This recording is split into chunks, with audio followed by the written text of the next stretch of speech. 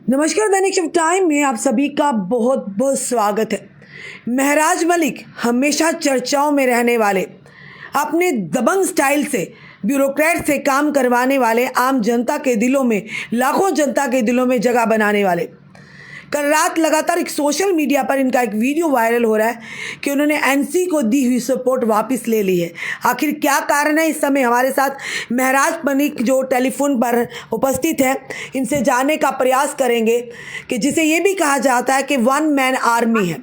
आखिर ऐसा क्या हुआ, महराज मलिक को वीडियो बनाना पड़ा और एनसी को दी हुई सपोर्ट को वापस लेना पड़ा? नमस्कार महराज जी। नमस्कार मैडम, क्या हाल चाल? ठीक है जी, बढ़िया बढ़िया। महराज जी, आप बताइए ऐसा क्या हो गया कि आपने जो सपोर्ट था एनसी को आपने वापस लिया? आखिर क्या चल क्या रहा है, बताइए जरा।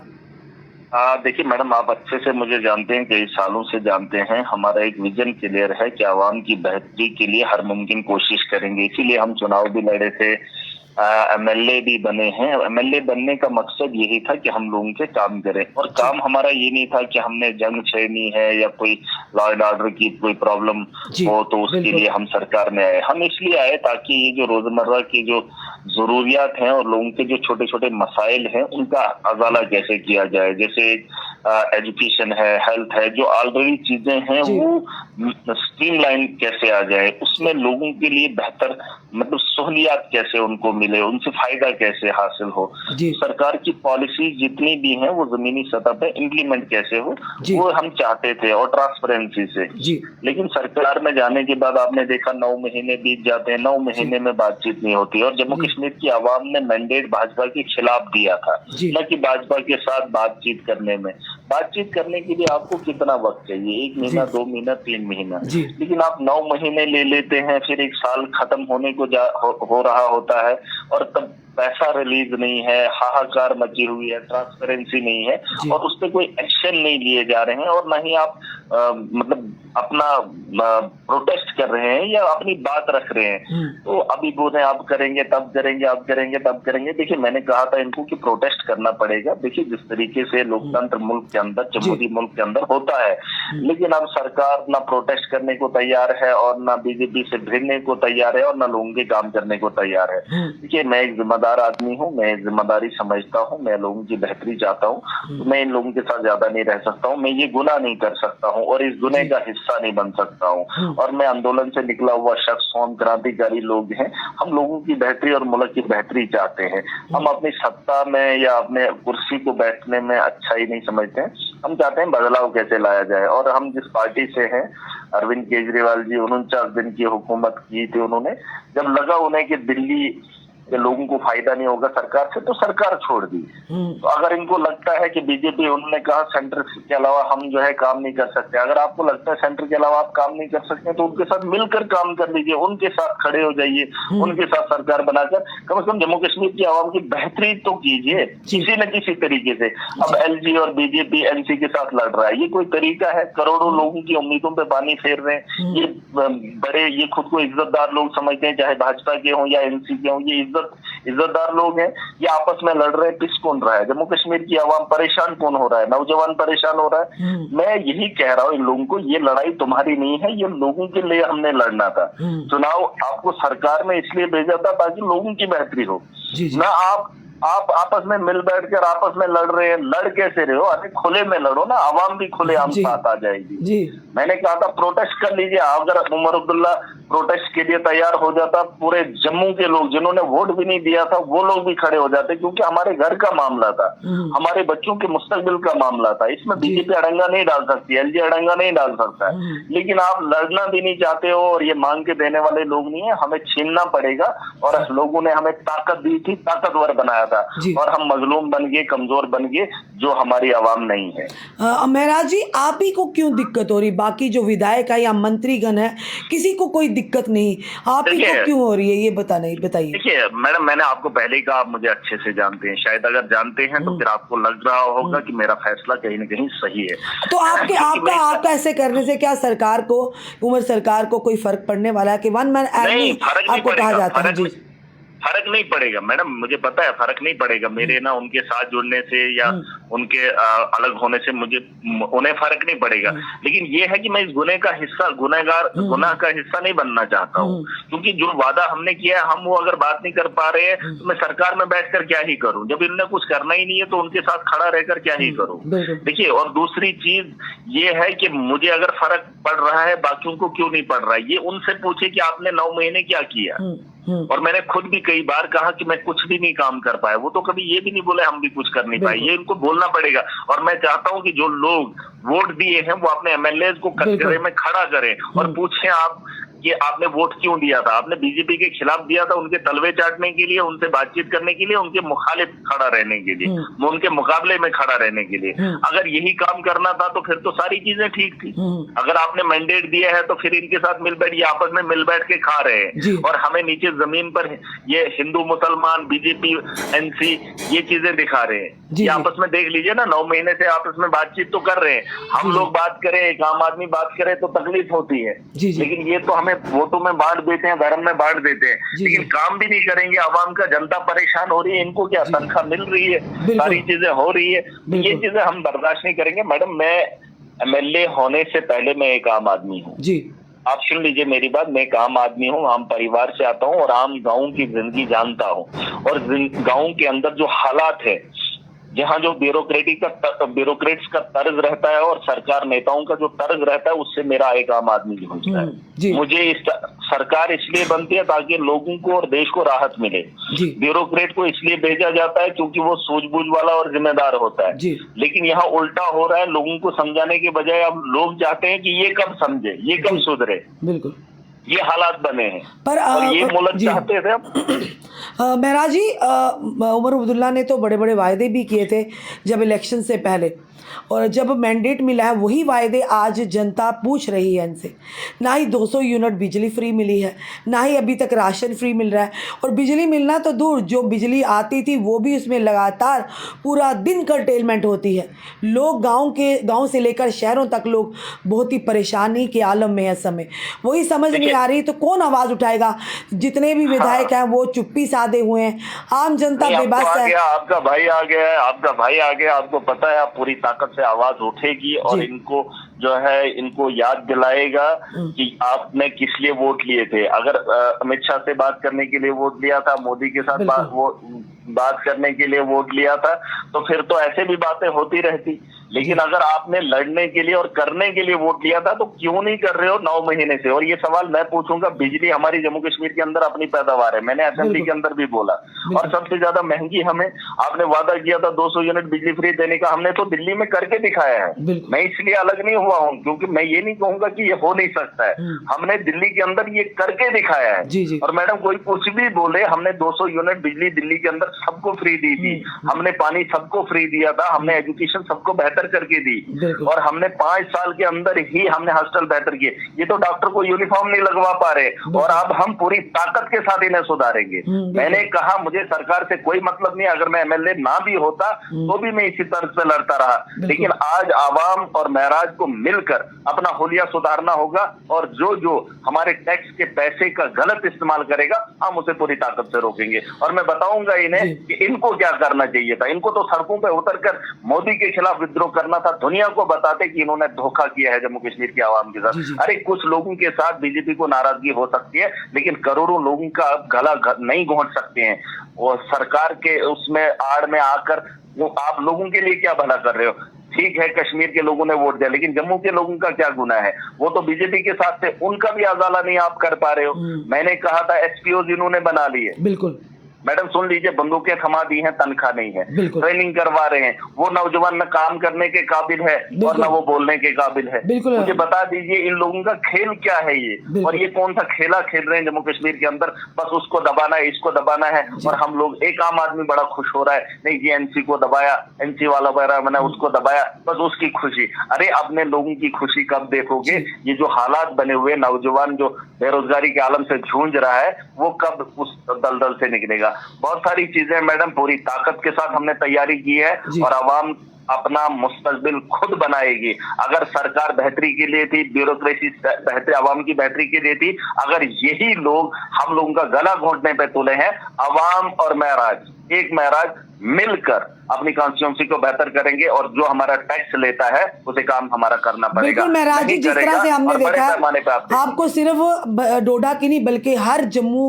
कश्मीर के हर क्षेत्र की जनता आपको सराह रही है, आपको सपोर्ट करती है, आपके काम को लोग सराह रहे हैं। पर वहीं पर अगर बात करें तो अगर जम्मू के अन्य विधायकों की बात करें, अन्य मुद्दों की बात करें, उस पर कोई बात कर राजी नहीं। अगर बात करें हाल ही में कांस्टेबल की जो यानी कि वो उसका एग्ज़ाम्स हुआ था, अब 5 से 6 महीने हो गए, अभी तक उसकी लिस्ट आउट नहीं हुई है।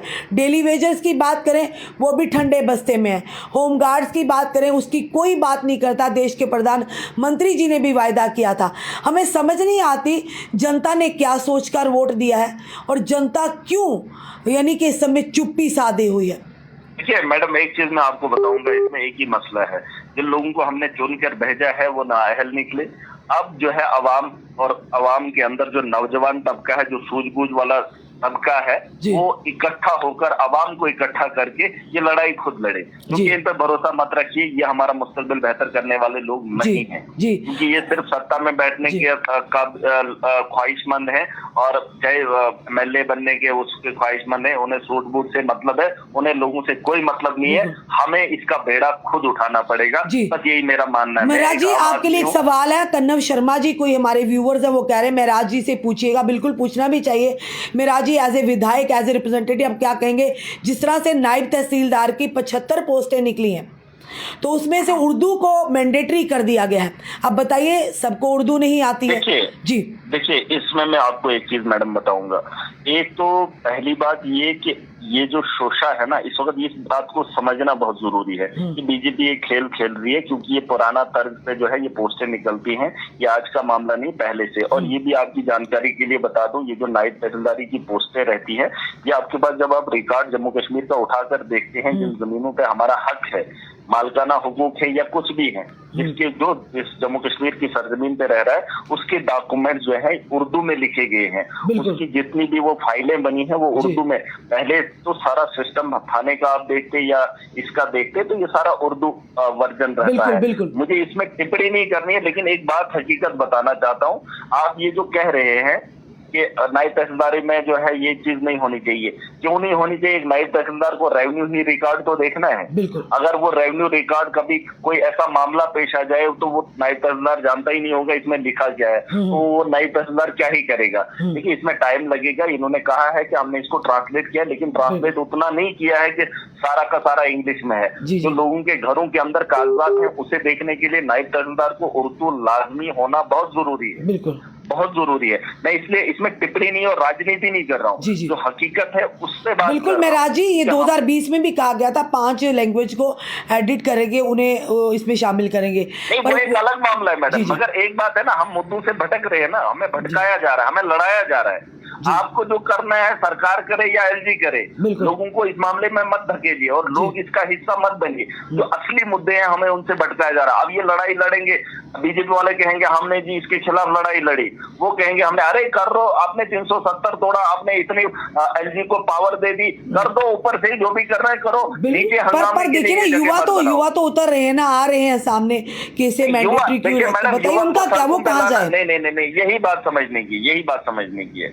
मैं नेता होने से पहले एक आम आदमी, और मैं एक आम आदमी की मजबूरी समझ सकता हूँ। अगर मैं एमएलए नहीं होता, एक स्टूडेंट होता, एक इसका हिस्सा होता, तो मैं यही बताना चाहता हूँ कि अगर बीजेपी के लोग ये कह रहे हैं कि यहाँ उर्दू नहीं होना चाहिए, तो कर दीजिए ना। 370 आपने तोड़ा, एलजी को आपने लाया, एलजी को इतनी ताकत दे दी, ऊपर से ही करो। नौजवानों को सड़कों पे लाने की और ड्रामाबाजी करने की क्या जरूरत है? आपने ट्रांसफर यहाँ पे इतनी की, तो क्या फर्क पड़ता है? आप नौजवानों को सड़कों पर लाकर मुद्दों से भटकाना चाहते हो, अपने नाअहली का जवाब जनता को सड़कों पर लाकर दिखाना चाहते हो।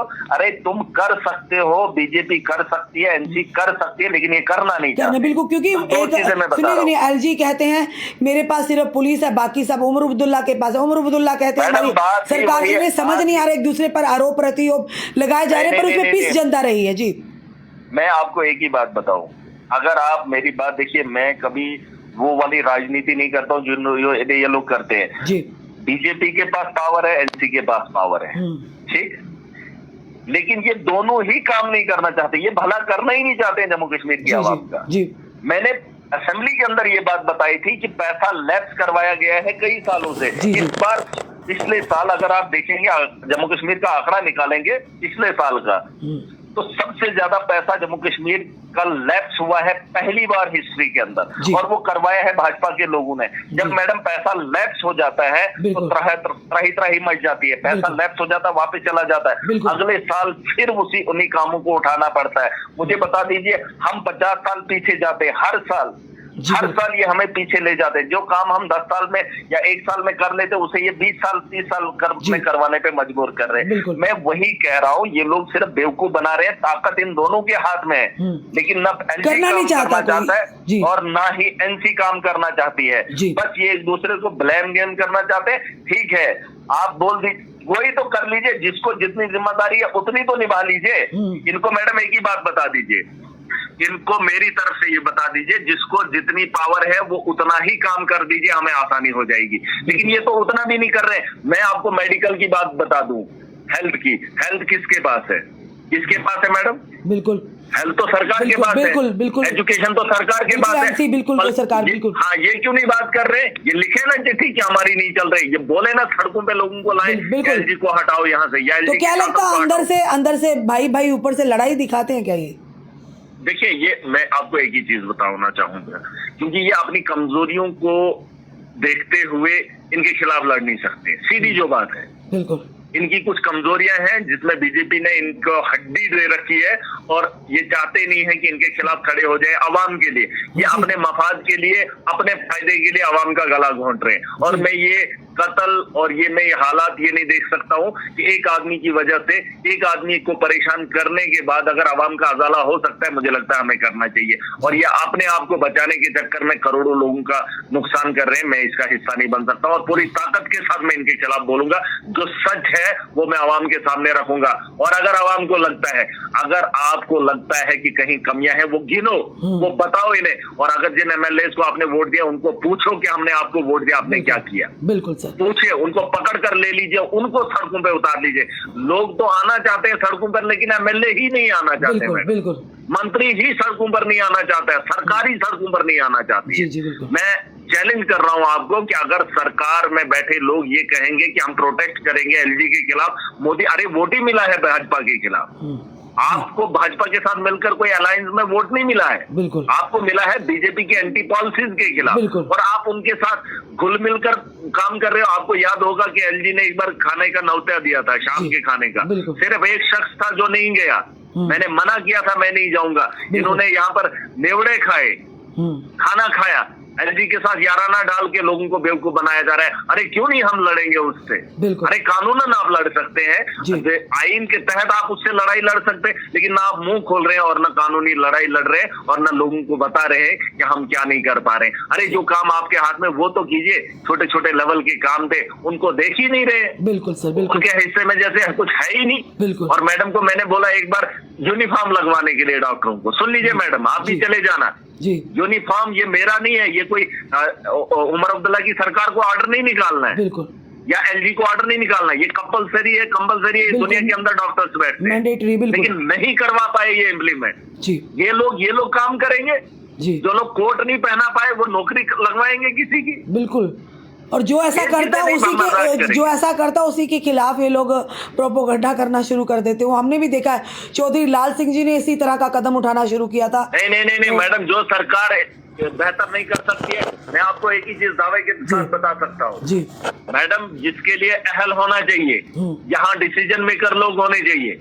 अगर आप डिसीजन वक्त पर नहीं ले सकते हैं, आप लीडर नहीं हो। बिल्कुल, हमने लोगों के लिए जो है इन लोगों से समर्थन अलग कर दिया। मैं अकेला लड़ूंगा अपने लोगों के लिए। आप उतरेंगे सड़कों पर? आप देखिए लेना, अब आगे क्या होगा, आपको ट्रेलर तो दिखेंगे, अब आने वाले कल में आप कुछ। चलिए, शायद आपको देखकर बाकी वालों की भी नींद खुले, उन्हें भी एहसास हो। ये तो जरूरत है, ये मेरे लिए मत उतरे, कम से कम इतना बर्दाश्त मैडम, घर के अंदर भी कोई चीजें इंसान देखता है, लेकिन इतना बर्दाश्त आप 9 महीने का इंतजार इतना नहीं कर सकते। आप जवाब दे हैं और जवाब आपको देना पड़ेगा। मैं चाहता हूँ एनसी के लोग जितने भी एमएलए अगर मेरी बात सुन रहे हैं, बीजेपी वालों ने तो काम करना ही नहीं, उन्होंने तो बेड़ा गर्क किया है जी। और जम्मू के लोगों ने जो गलती की है उसे आप दोहरा नहीं सकते हैं, 5 साल इंतजार करना पड़ेगा। बिल्कुल। लेकिन मैं एक बात बता रहा हूँ, एनसी के लोग, कांग्रेस के लोग, जितने भी एमएलए हैं, आपने वोट लिया है लोगों से, लोगों को उम्मीद दिखाई थी, आपने 9 महीने अगर काम नहीं किया है, अपने मुस्तकबिल के लिए अपने लोगों के लिए खड़े होना पड़ेगा। या तो उमर अब्दुल्ला साहब को आपको खड़ा करना पड़ेगा, क्योंकि वो चीफ मिनिस्टर है। अगर वो खड़े हो जाएंगे, पूरी दुनिया देखेगी कि मोदी की तानाशाही क्या है और उसके खिलाफ जो है विद्रोह भी करेगी। लेकिन आप खड़े ही नहीं होंगे, आप बोलेंगे ही मुझे नहीं। एक चीज बताइए, आप मोदी के डायरेक्ट टारगेट करते हैं। मोदी हर जगह थोड़ी पहुंच सकता है। जो उनके आगे कारकुन है, देखिए सुनिए, जो आगे कारकुन है, यहाँ पर विधायक है, उनके सांसद हैं, मंत्री जो उनके केंद्र में बैठे हैं, सारा मोदी पर ठीकरा क्यों फोड़ते हैं? वो तो अच्छा करने की कोशिश करते हैं। मैडम आगे जी, ये सुन लीजिए आप भी सुन लीजिए, क्योंकि ये सवाल बहुत सारे लोग करते हैं। ये जो स्टेट का मामला, ये किसी के घर का मामला नहीं है। बिल्कुल ठीक है, ठीक है। ये एक स्टेट है, जम्मू कश्मीर को दुनिया जानती है और जम्मू कश्मीर के हालात के बारे में मोदी स्टेट कहाँ रही कहाँ यूटी बनाया हुआ है अभी तक तो यूटी चल रहा है। जो भी है आप सुन लीजिए, यहाँ पे नजर मोदी की डायरेक्ट है और वही जो बोल रहा है वो देख रहा है यहाँ पे हो क्या रहा है जी, ठीक है, और उसका जिम्मेदार वो डायरेक्ट है। अगर होते ये बीजेपी के छोटे छोटे ये एमएलए, इनको बेचारों को क्या पता है, इनको तो कुछ पता ही नहीं है। वरना अगर ये अपने बच्चों का मुस्तकबिल का गला घोंटते हुए देख रहे हैं और ये फिर भी वही गुन गा रहे हैं, तो ये कौन से लोग हैं? ये अपने घर को जलते हुए तमाशा देख रहे हैं और उसी खुशी में जश्न मना रहे, ये वो लोग नहीं है। और एक ही बात मैं मैडम बताना चाहूंगा, आप कह रहे हैं कि मोदी की नजर नहीं है, यहाँ डॉक्टर को यूनिफॉर्म लगवाने के लिए मोदी से परमिशन लेनी पड़ रही है जी। और आप कह रहे हैं कि मोदी को ना पकड़ो और किसको पकड़ो? जब सकीना इतो फेल है यूनिफॉर्म लगवाने में, चीफ मिनिस्टर फेल है, एलजी लगवा नहीं, तो फिर मंत्री मुझे बताइए ना मेराज जी, फिर मंत्री पद से इन्हें इस्तीफा दे देना चाहिए अगर इनकी कुछ कर ही नहीं सकते हैं। मैं कह रहा हूँ, मैं वही तो कह रहा हूँ, मोदी पे बात क्यों नहीं? आप सुन लीजिए, आपने कहा कि मोदी से सवाल क्यों करता है। मैंने मैडम को चिट्ठी लिखी यूनिफॉर्म को लगाने के लिए, मैंने असेंबली के अंदर यही बात बताई।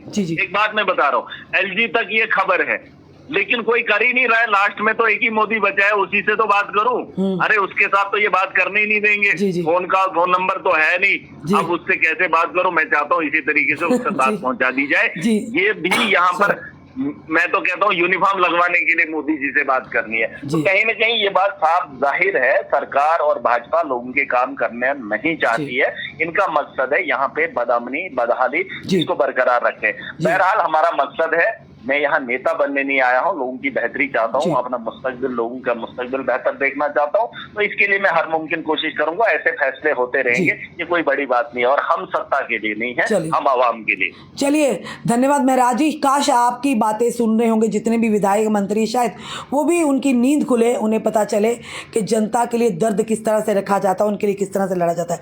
धन्यवाद मेराज जी हमारे साथ जुड़ने के लिए।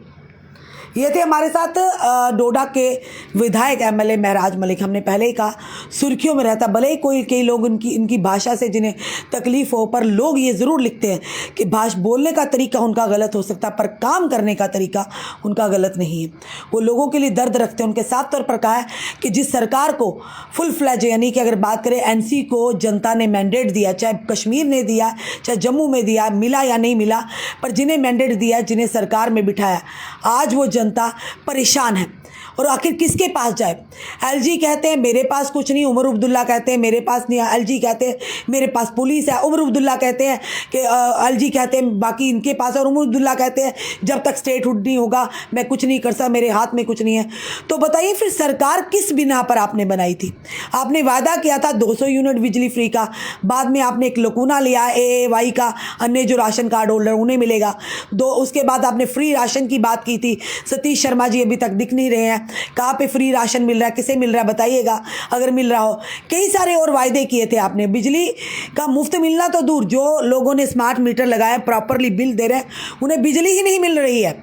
यानी आप सुबह उठेंगे, कोई पता नहीं, थके मांदे घर आएंगे, बच्चे स्कूलों से आएंगे तो बत्ती गुल रहती है। तो खुद सोचिए, महराज मलिक ने अब मोर्चा खोला है। उन्होंने कहा कि जनता की ताकत है और मैं जनता का रिप्रेजेंटेटिव, जनता ने मुझे चुनकर भेजा है, मैं नेतागिरी करने नहीं आया हूँ। महराज मलिक ने अब एनसी सरकार और भाजपा के खिलाफ खोला है मोर्चा। उन्होंने कहा कि एनसी और भाजपा अंदर से मिले हुए हैं एलजी, और ये आपस में इनकी यानी कि भाईचारा चल रहा है और जनता को बेवकूफ़ बना रहे हैं। फिलहाल जितनी भी जनता हमें देख रही है, इसमें जितनी भी बातें महराज मलिक के साथ हुई हैं, आप अगर उससे इत्तेफाक रखते हैं तो ज़रूर अपनी राय कमेंट बॉक्स में रखिएगा और इस वीडियो को जितना हो सके शेयर कीजिएगा। जुड़े रहिए ऐसे हमारे साथ अगले अपडेट के लिए। जय हिंद, जय भारत।